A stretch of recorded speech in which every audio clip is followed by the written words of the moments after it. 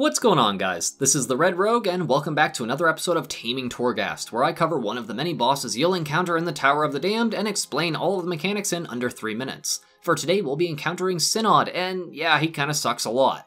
As I've done with all the other episodes of Taming Torghast, this was done on a Layer 8 version of the normal section of Torghast, as virtually any boss on a high layer of Twisting Corridors will require either exceptional burst damage or very strong defensives to counter the scaling of their health and damage. Synod is arguably one of the hardest Torghast bosses, and he has a number of spell effects to buff himself and debuff you, as well as a very hard-hitting auto attack, and he spams his abilities a lot. Any forms of CC you have will be monumental in fighting Synod, as well as slows and potentially even the ability to dispel magic effects from yourself. Definitely a pretty tall list of annoyances to deal with, but let's go through them now. Synod's main damage source is his auto attacks, and he hits really hard. His most annoying spell is Intimidating Presence. This move applies an exceptionally annoying debuff to yourself, while also casting a buff on himself. The debuff you'll be getting is a magic debuff that reduces your haste by 1%, your healing received by 5%, and your movement speed by 5%. This stacks up to 5 times, and you will see this happen a lot if you don't have a way to remove it or interrupt it.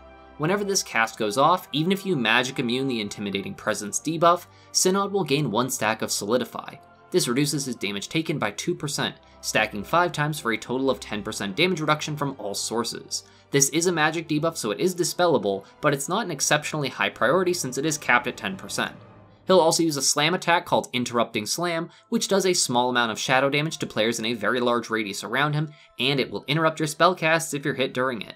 This is another very quickly casted ability, so you gotta watch out for it. Now, other than the obvious things that your class might not be able to do, like interrupting Intimidating Presence and CCing as often as you can, there is one trick that I've tested that might help you out with this boss.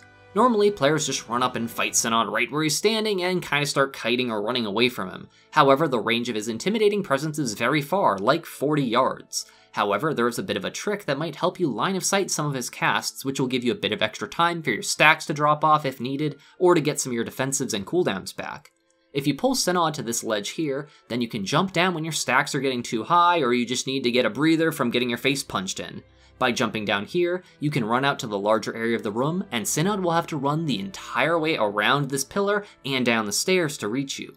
If you can drop a slow on him during this, you can get your stacks of Intimidating Presence to drop off, and his Solidify will too, as he can't cast anything until he's in range of you to do so.